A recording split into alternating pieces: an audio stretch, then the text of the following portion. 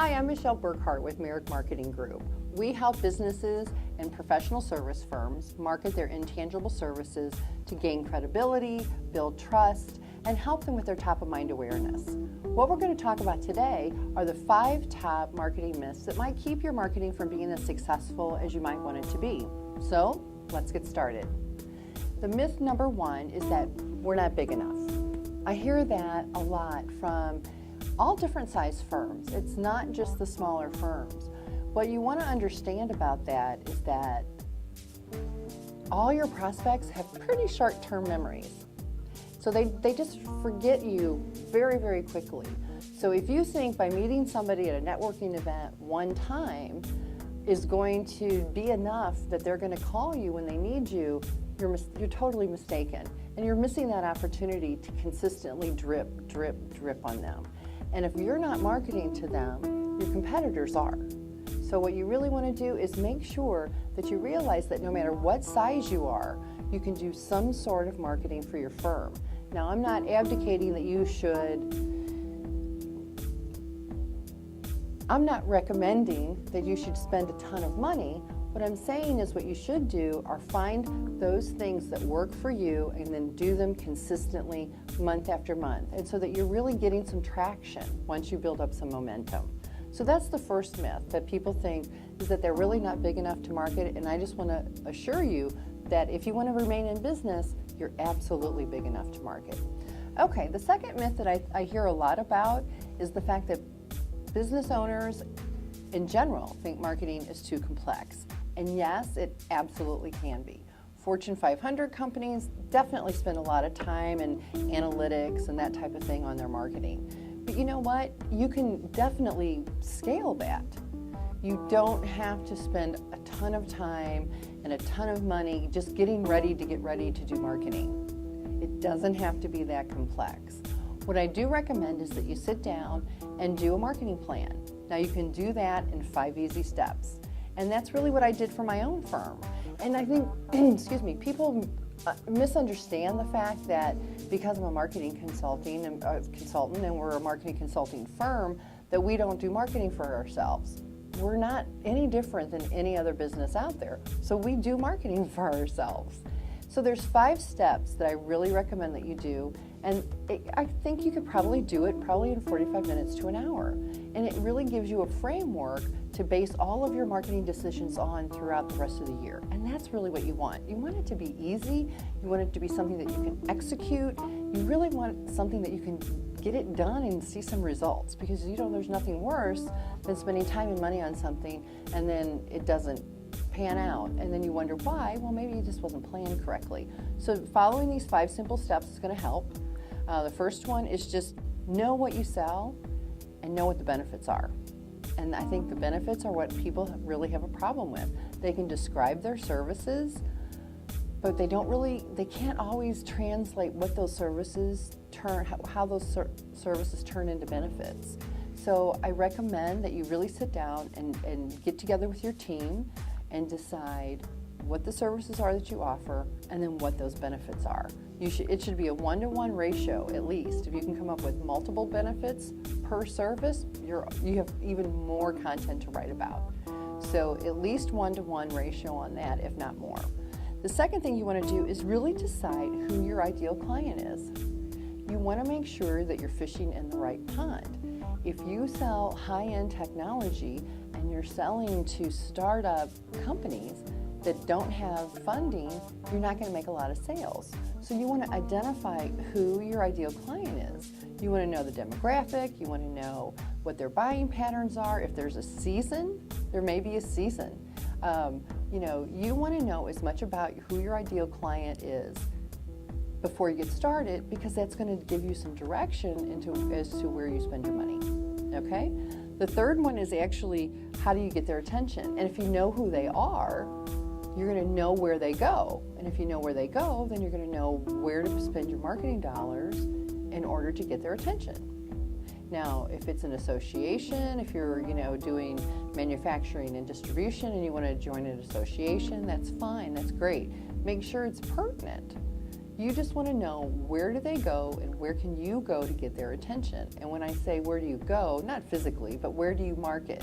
Do you market in the association newsletter? Do you put something, do you go to a conference and exhibit? Do you do a direct mail? Whatever it is that you decide to do, you want to make sure that you're in a place that people are going to notice. And that's the real key. So once you've done those three things, then you really want to decide, well, how much money can I spend? Or how much money should I spend? I get that question all the time. Yes, there is an average for the industry. Industry says 3 to 12% is what you should, of your revenue is what you should spend on marketing. However, you need to look at what that equates to in dollars. Because one year, if you need a new website, your expenditures are going to be higher than they will the next year. So just be sure that you're reasonable about this. It's all kind of about common sense, actually. You don't spend money you don't have, that's for sure. You have to find ways to stretch your money as well. But when you really decide, commit to that dollar amount, and then just don't steal from the kitty, because your marketing is an investment in growth. It's no different than purchasing IT or software or talent. It's an investment in your firm growth, and you really, if you plan it with that concept in mind, you'll understand why you don't want to steal from that particular line item. Okay, so once you've done that, you want to do the fifth thing, and that's really set a calendar to it. I want you to sit down, take out the calendar, look at what your plans are, and then decide when you're going to get started, and then when you're going to do what when. That's kind of hard to say, actually.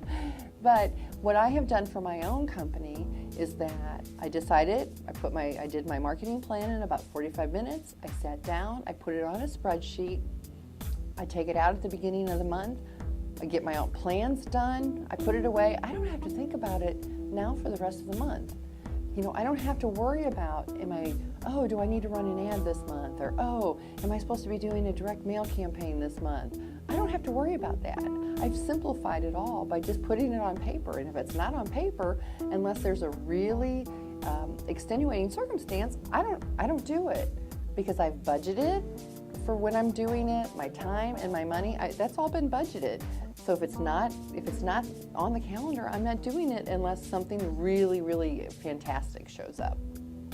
Once you sat down and you've put together your calendar, you've completed the 5 steps. And I think you'll find that once it's done, it's done. You can put it aside and you can really start focusing on what you really do, and that's your business. What I found the biggest challenge with people is that they really don't understand how to equate the services and the benefits. And I see that really among all different size companies. It's not just small companies, it's larger firms as well.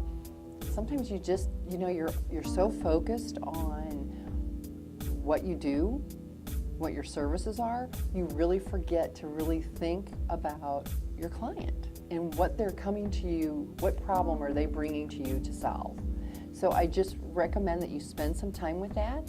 Get some input from the rest of your staff, get some input from your clients if you have to, but I really do recommend that you spend some time on that. Okay, so let's go on to number 3. Number 3 is really thinking that marketing results are going to be instant. Unfortunately, marketing is not scratching a lottery ticket. It's more like planting a flower. It's not about instant results. It's about planting seeds.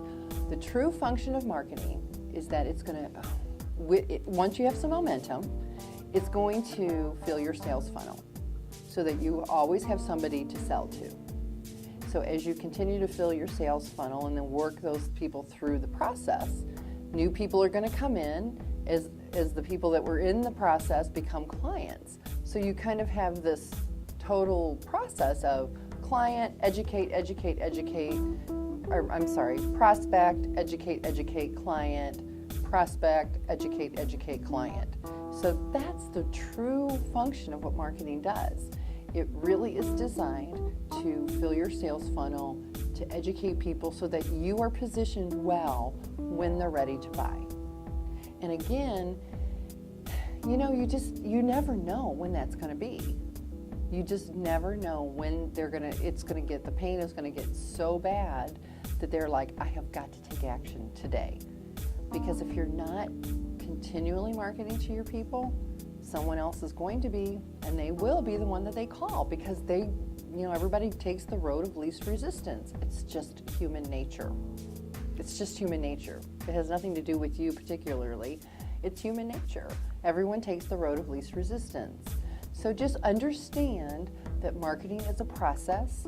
If I had to guesstimate, I would say that once you get your marketing rolling, it's going to take 6 or 8 months at a minimum to start gaining some momentum. So you want to make sure then that goes back to your budget.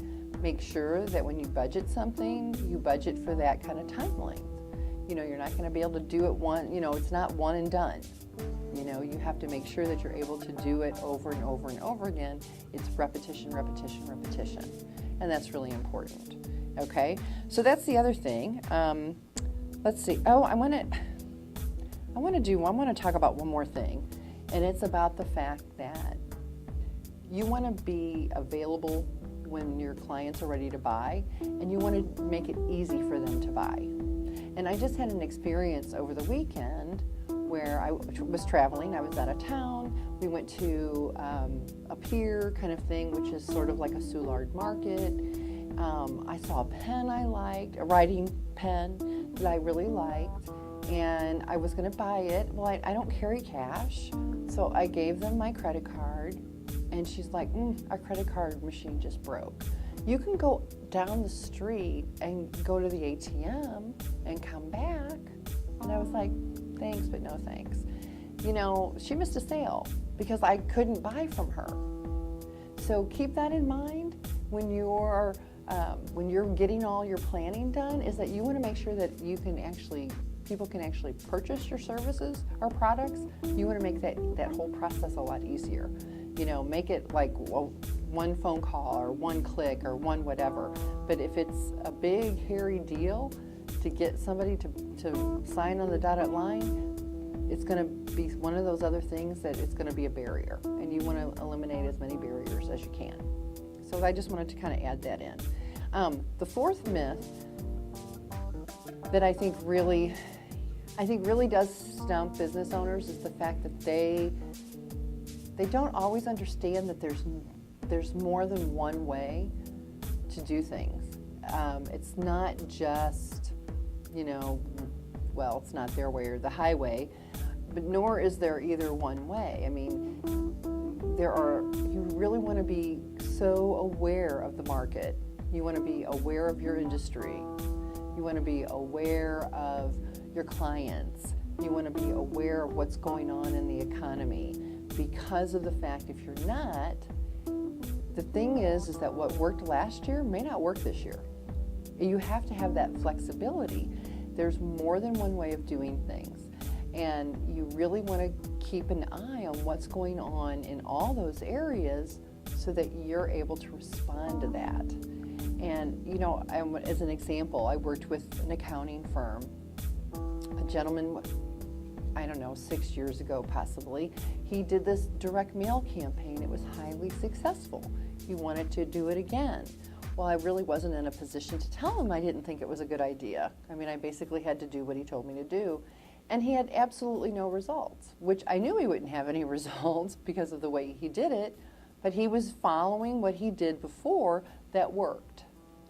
So I'm not saying don't follow what you did before, but maybe try to do a smaller test before you spend a lot of time and money and to see if what worked before is still going to work before you commit fully to something. Because he was very disappointed, and I can understand why. It was highly successful before, but the market had changed. It had been just long enough. Technology had really taken off, so people were using technology, and direct mail was becoming a little bit more passé. Now, I don't want anybody in direct mail to get excited. Yes, I'm a proponent of direct mail. Please don't send cards or letters. But I'm just saying, in this instance, it wasn't done correctly, so he didn't get the response that he wanted. And it was because he was basing it off of old information. So just realize that you want to be flexible. You definitely, and you want to have somebody who understands the market. You know, if you have somebody on staff that is at least aware of what's going on, maybe they're part of a marketing association, get them educated. Because if you don't have time to educate yourself, you want somebody within your firm or your company to be educated so that they can guide you and so that you know how to make better decisions. And that's really the key, making those better decisions so that you get better results. So that's the fourth thing. And then the fifth thing, I think this happens a lot with business owners. The fifth myth, and you know, it almost hurts my heart to talk about this one because we take everything so seriously and it's all about us, but it's not at all about us. When you're determining your marketing and you're planning your business and you're making all these great plans and on all this, it truly has nothing to do with you or me or any of us. It has nothing to do with us and everything to do with our clients. And if there's a marketing campaign that you really, really like, but your clients don't respond to, you really have to dump it. I mean, you just have to dump it. And it's really hard because as a business owner, we get emotionally attached to our companies, and then we get emotionally attached to a brochure, or we get emotionally attached to our website.